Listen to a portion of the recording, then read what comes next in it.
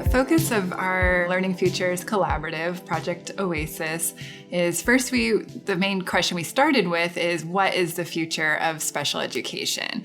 And the more we thought about how we wanted to frame this question and narrow in a little bit, where this question led us to was, what is the optimal school system in which labeling students with disabilities is not necessary, and even a school system in which special education is not necessary. And all of this to say, we want all students, no matter their abilities, to be able to achieve their full potential. So this question is in no way meant to undo any of the progress that's been made over the past 50 years of special education in the United States, but really to work with community members, educators, leaders across Arizona to be thinking about the future of special education and what needs to be done to serve all students. So my background is I started as a preschool teacher, then I worked as a speech-language pathologist in Arizona public schools. So I worked in special education, worked with students of all abilities in Arizona public schools. And then I was elected to be Arizona State Superintendent in 2018 and served one term the past 4 years, leading Arizona's Department of Education, which was the privilege of a lifetime. And through my work as State Superintendent, I had the privilege to tour schools all across Arizona and really learn about the ins and outs of both the challenges and opportunities within our school systems. So coming into my new role here at ASU and Mary Lou Fulton's Teachers College, I am so excited to be refocusing on my passion around special education and particularly serving students with disabilities. This work is critically important, not just here in Arizona, but nationally, internationally. From my work, having studied Arizona in particular, knowing our strengths and weaknesses, the data is clear. Our students with disabilities are not achieving what their peers are achieving, and particularly looking at the staffing challenges for special education teachers, specialists like the speech-language pathologists or the school psychologists. We have staffing shortages here locally and nationally that make it very challenging for our students with disabilities who are in special ed to have a high quality education, even though the people working in the system are working so hard and are so dedicated and passionate about serving their students.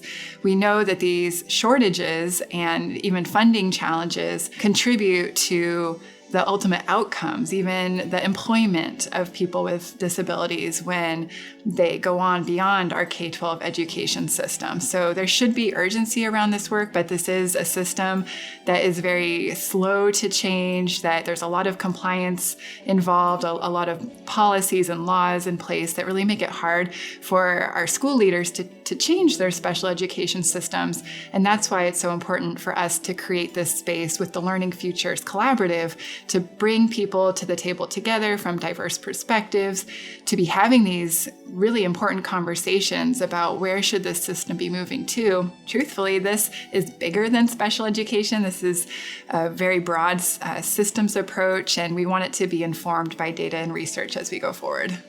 I started in my new role here at ASU about 6 months ago, and from the get-go, I knew that I wanted to launch a new Learning Futures Collaborative to inform my work. So as I started to talk to staff and faculty and doctoral students here in the Teachers College, I knew it needed to be bigger than that. And so I started reaching out to community members, to nonprofit leaders, business leaders, parents, people with disabilities, students, to make sure that their voices are also at the table as we think about these really big questions.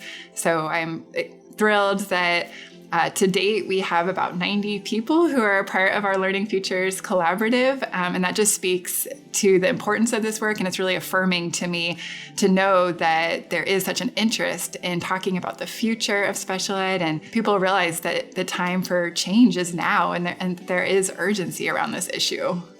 It's very important to me that we're using data and research to inform our decisions and partnership with our schools, especially to make sure we're collaborating with teachers and school leaders. So as we start our first year of the LFC, I am excited that we're establishing partnerships or even building on existing partnerships to be looking at both qualitative and quantitative data to be informing our work, and also identifying the highest performing districts and schools around the state on who who is showing per their data that they have the highest student growth within their population of students with disabilities, because we also want to be highlighting where is this work already happening and already having success, and what can we learn from that to then inform what the future of special education should look like. I'm Kathy Hoffman, the Executive Director for Innovation and Special Education Initiatives, and I'm proud to be one of the leaders of Project Optimizing Access for Students in Schools.